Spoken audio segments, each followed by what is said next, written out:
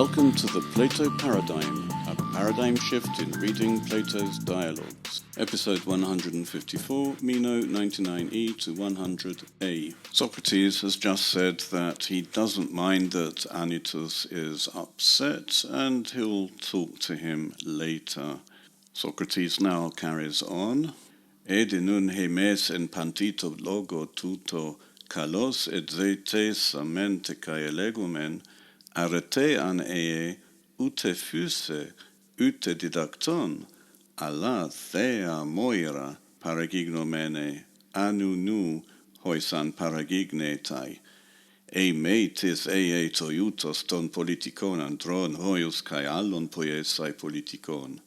But if now we, in all this logos, this argument, examined and were talking well, arete, virtue, would be neither by nature nor something teachable, but coming to be by thea moira, divine portion or divine lot, without intelligence to those to whom it would come to be, unless someone would be such of the political men as to make another person political.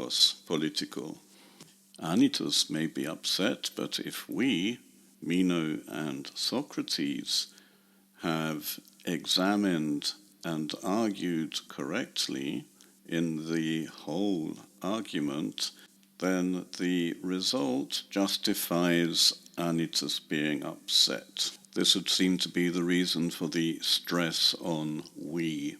Meno himself should realize or recall that they haven't been examining well. He almost sabotaged the entire conversation when he suggested that it would be impossible to find what you're looking for if you don't know what it is that you're looking for.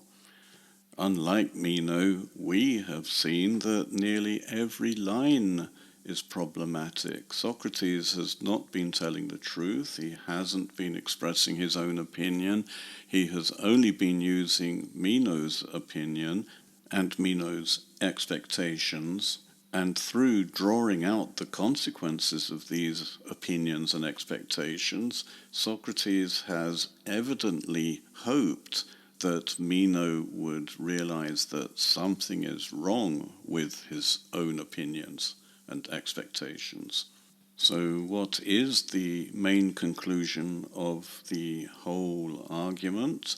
According to Socrates, we have found that virtue does not come to people by nature, and it is not something teachable, but it comes to people by divine lot, thea moira. In other words, beneficial politikoi, the politicians, although politicians in the ancient sense, the citizens of the polis who were involved in the running of the polis, were beneficial not because they were born to it, that they have some genetic disposition, I'm using modern terms here, and it is not because they acquired understanding from teachers and they have absolutely no sense, according to Socrates, they have no nous, but in some way they are guided by a god. We may recall that Meno's original question about arete included as options that arete is something teachable, which we now see it isn't, or that it is something which comes to people by nature, and again we see that that isn't the case. One option isn't even mentioned, and it hasn't been for over half the dialogue, and that is that it is asketon, something exercisable. The fourth option that Meno gives Socrates is that arete comes to people by some other way. And this is the final answer, that arete comes to people by some sort of divine lot. The significance of this is that Meno had offered 3 options which he knew about and added the 4th one just in case. And Socrates, right at the end of the dialogue, has provided exactly the sort of thing Meno wanted to hear, a new option which he can go home and tell his friends about, which seems to be the main point of collecting all of these opinions of other people. When we get to Meno's response, we'll see that it's very enthusiastic, and I suggest that it is enthusiastic precisely because Socrates has given him a 4th option. The notion of a divine lot is not in itself a new concept, it's been around since Homer, but that virtue comes to humans by divine lot is a new idea. We have seen that Socrates has used extremely fallacious argumentation, but for Meno, every step has sounded perfectly normal, up to Thea Moira. We have seen that this is not connected at all with orthodoxa, correct opinion. Some interpreters of the dialogue, especially religious ones, have seen, perhaps under the influence of a god, a connection between the divine portion and correct opinion, as if people suddenly have correct opinion because a god has given it to them or that a god is in them. It's not very clear how they conceive this. Certainly divine inspiration would justify orthodoxy in any religious institution which decides that orthodoxy is a good thing. It would be better to tell the members of the institution that they had better have the correct opinion, the opinion of the establishment, not because otherwise they would be punished, which they would be, but because this is what God wants, and actually if they have correct opinion, it indicates that they are inspired by God, which is surely a good thing. Platonists who regard Plato as a skeptic, of course, dismiss this conclusion to the dialogue and say that Plato or Socrates is being ironic. This is all well and good, but if Socrates is lying, which is what irony is all about, it still needs to be explained why he's lying. We'll get back to this when we reach the conclusions.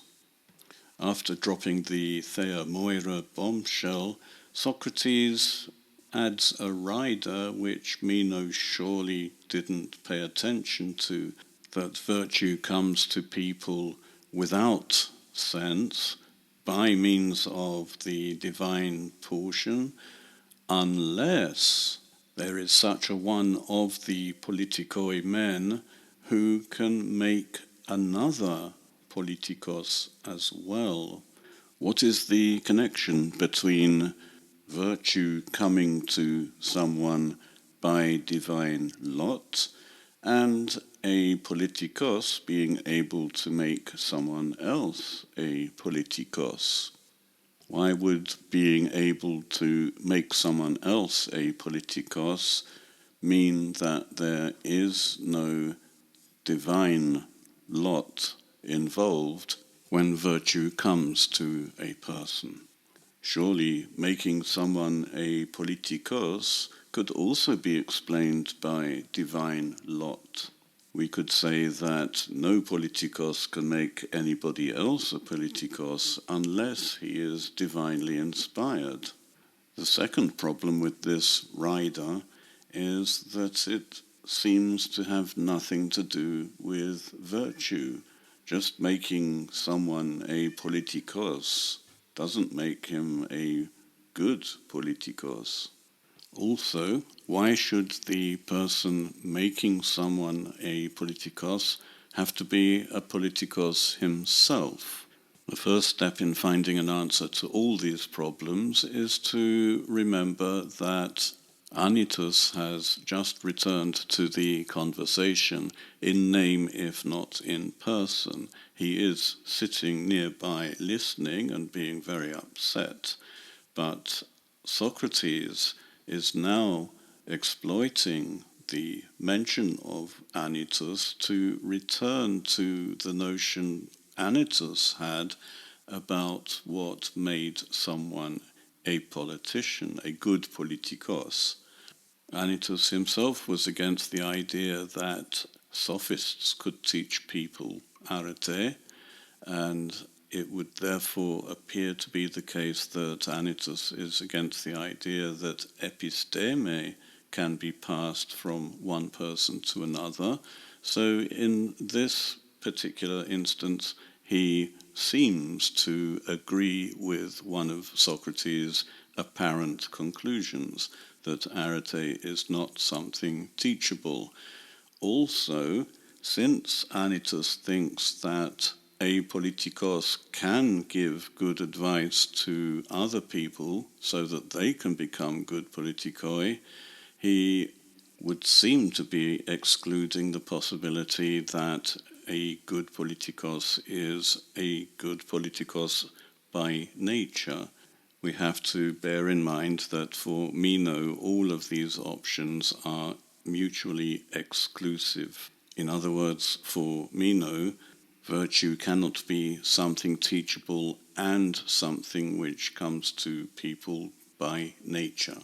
Anytus was also clearly not advocating the notion that virtue comes to a politikos by divine portion.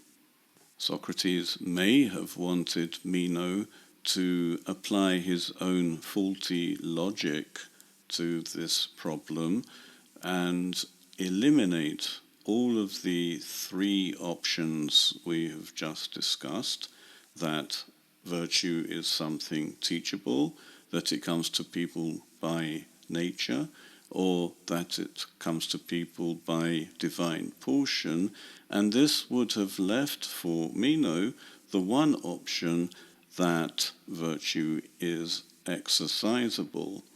And we could make a case for Anytus thinking the same thing. If you want to be a politikos, all you have to do is follow the behavior of a good politikos in Athens, although Anytus does say that you should also obey his words of advice. I almost said words of wisdom.